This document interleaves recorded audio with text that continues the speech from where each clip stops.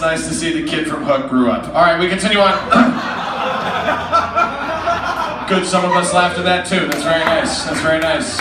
Listen, you guys, this is what happens if you want to take a look at this. This is what happens if Uncle Jesse fucked Spock. All right, I just want to point it out. This is what this looks like if Uncle Jesse had heap loads of student debt. All right, we continue on. You guys, it's time for your headliners tonight. You ready? Make some noise. It's headliner time. The first one coming to the stage, you guys, very funny and talented. One of my favorite joke writers. I'll actually join you in the audience for my good friend Jacob Daugherty. Everybody, make some noise.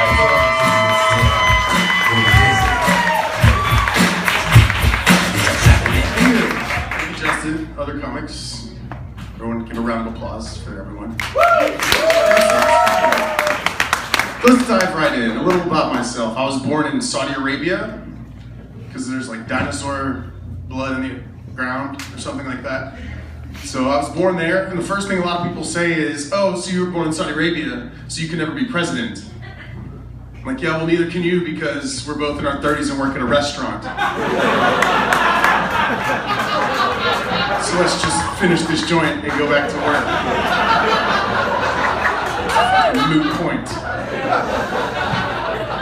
I am married.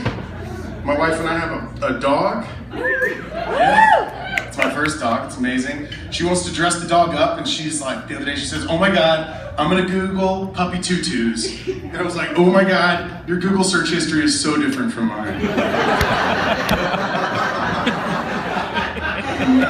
It's not puppy tutus.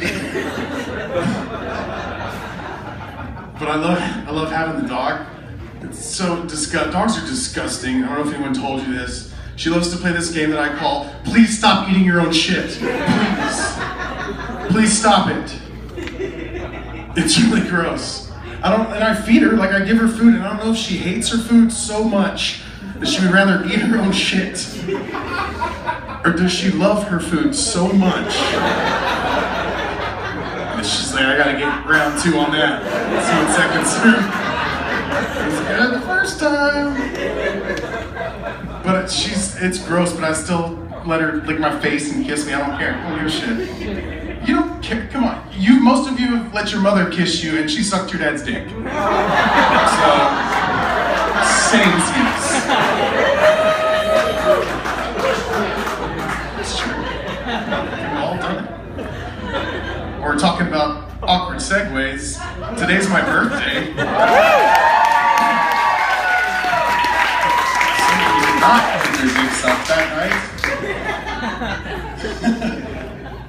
Birthdays are weird. It's like, hey, you didn't die last year. Which I didn't. I didn't die last year. I ride my bike in LA traffic. I ate it in Arby's. I talked to a homeless guy. Like, a lot of high-risk behavior, so I made it another year. That's impressive. Because we do have a different breed of homeless people here in LA, right? It's like very entitled, very pushy. Like there's one guy at the Trader Joe's in Hollywood who used to come to me every day and be like, hey man, you got anything? Sometimes I'm like, yeah. Most of the time I'm like, no, I don't have anything. One day he's like, you got anything? I was like, no, I'm sorry. He's like, man, you never have anything. You never have anything. How do you know I'm not homeless? I might just be a very clean, well-dressed homeless guy. I might be fresh. Presumptuous. And homeless people with pets, that's a thing here too.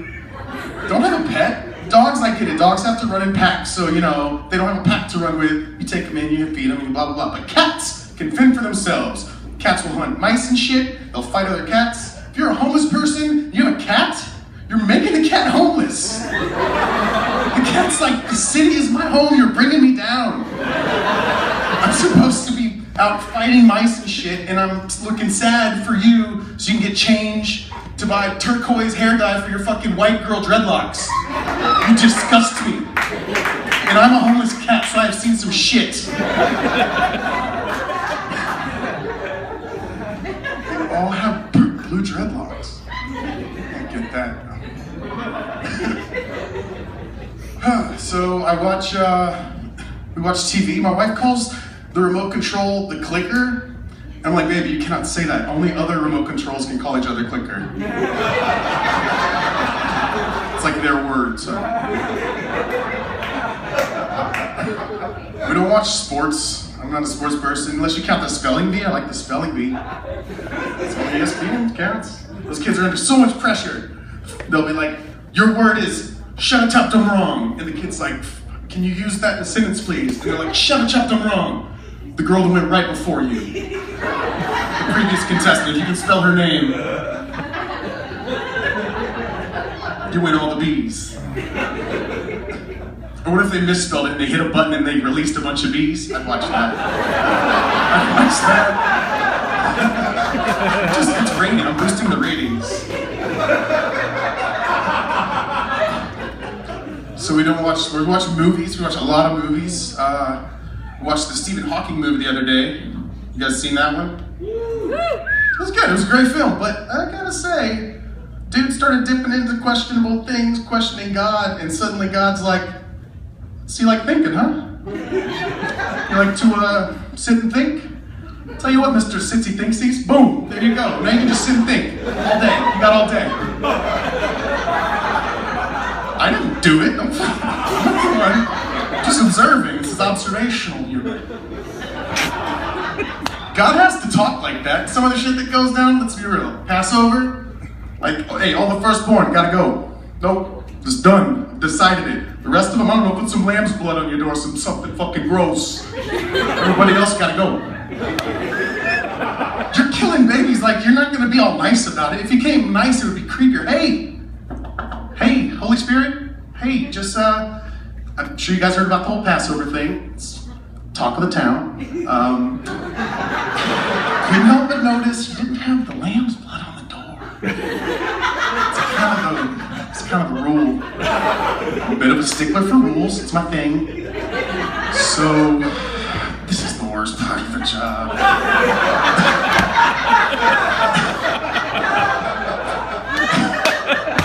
See, that's creepier than just being like, they gotta go. Like, the whole Noah thing, Noah, wake up. Yo, Noah, you gotta build a boat. Get all the critters, put them on there, everybody else gotta go. No, I decided, I made a flood, I got the clouds and shit, everything gotta go. Boat, zoo, rain, vamos. That seems more accurate to me. Sodom and Gomorrah? Oh, you two, what are you doing? Knock it off. Oh, hey, you, stop looking at them. You two, get that out of there. You stop looking, you know what? Pillar of salt. You know what, everybody, you gotta go. Fire, fire, fire. Fireballs. This is scripture, I'm just quoting scripture. This is accurate.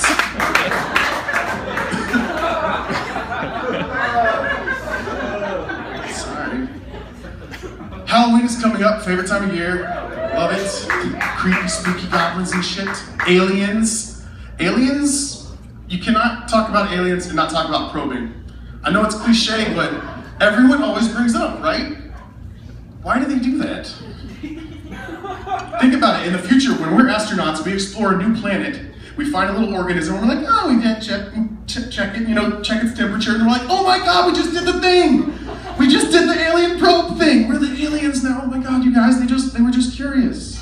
They just wanted to, like, analyze. Oh, analyze! Ha! They were just astronauts. Astronauts! Ha! Because astronauts in the future are, like, super cheesy. They love puns. But no, the aliens, like, if you're gonna go around probing things, that doesn't seem like official alien orders. Like, can you imagine if you had the technology to travel, interstellar traveling, that someone will tell you, all right, we want you to go out there when you find a new planet, just like mutilate some cattle, cut them up, put a few circles in a field just to fuck with their heads, and then probe all their asses relentlessly. You have 4 fingers, Lieutenant Clark. Now, use them. It doesn't seem like official orders. What it seems like is there was some like rogue pervert alien. He was probably on his home planet cutting up cows and probing asses. They're like, you need to go. We're done with you. I don't care where, you take a ship and you get the fuck out of here. Don't probe any asses. He's gonna probe asses. He's gonna probe all the asses.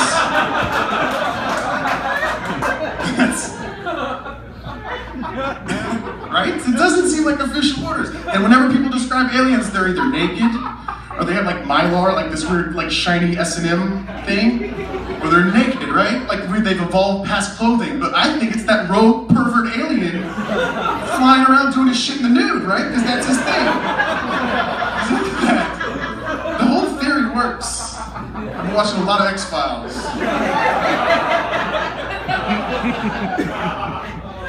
I also like vampires, ghosts, goblins, that's coming up, werewolves. I know none of that shit exists though, because if it did, we would not function. We would not be able to, we would break down as a society. Think about it, like, I have to pay rent next month. I don't know if I'm gonna have that yet. If I had to worry about werewolves on top of that, how the fuck do you function? Like, oh, I gotta go home. Traffic's a bitch today, plus the werewolves. And they're Hollywood werewolves, so they're like, hey, check out my mixtape. I want to hear your mixtape, Hollywood werewolf. No, it's fire. It's not fire, it's just a full moon. So like, yeah, society would break down. You can't go to work at KFC and be like, yeah, I can't come in today and fry chicken. Fucking werewolves exist. How do you fry chicken at a time like this? No one does that. That's why I know it's not real. It's the only reason. Big issue right now, that lady is arrested in Kentucky because she won't let gay people marry. That's fucking stupid. Yeah. That she won't do that, because gay people should get married, because gayness is natural. Look at the animal kingdom, gay animals everywhere. They are. Dolphins are super gay. You'd be like, The dolphins are like,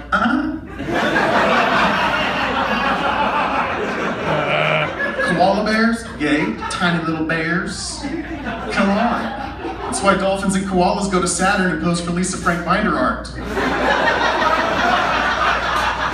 It's a little gay safari space cruise. It's accurate. I bet unicorns are gay. That's why unicorns don't exist anymore. Because they couldn't reproduce, they would get together and be like, we have so much magical love to give, let's just adopt a horse that means a loving home. So there's no unicorns. But you know, I'm fully supportive of equal rights for everybody, you know, because I understand it. Sometimes I wish I was gay. It's kind of easier, it seems like, in certain aspects in the relationship. Like, gay people can never have a pregnancy scare. It has to be very planned out. You know, you're never gonna be like, Daddy, where did I come from? Well, Jonathan, your father and I went to prom, and 9 months later, you popped out. Oh, from where?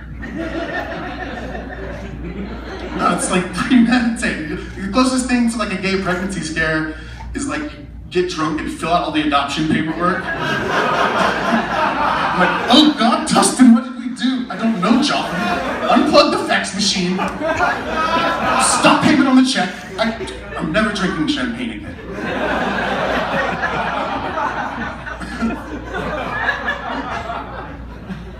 Plus, you never have to wonder what your partner's thinking. Like, just like, what is wrong with Theodore today?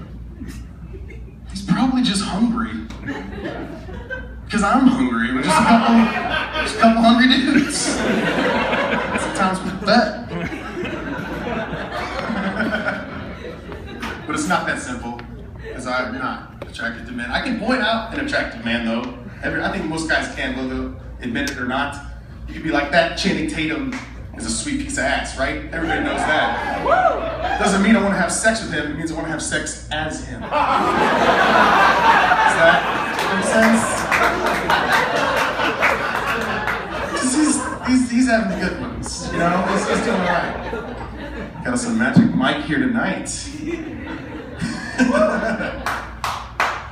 Well, I am getting the light, so that is my time. I love you all. Have a wonderful evening. My name is Jacob Daugherty.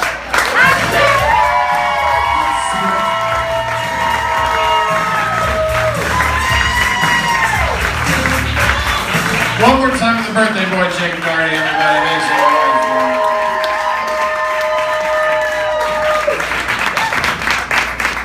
Wasn't he great in Clerks? All right. Yeah, it's a Kevin Smith joke. All right, cool. You guys, we've seen a lot of great comedians.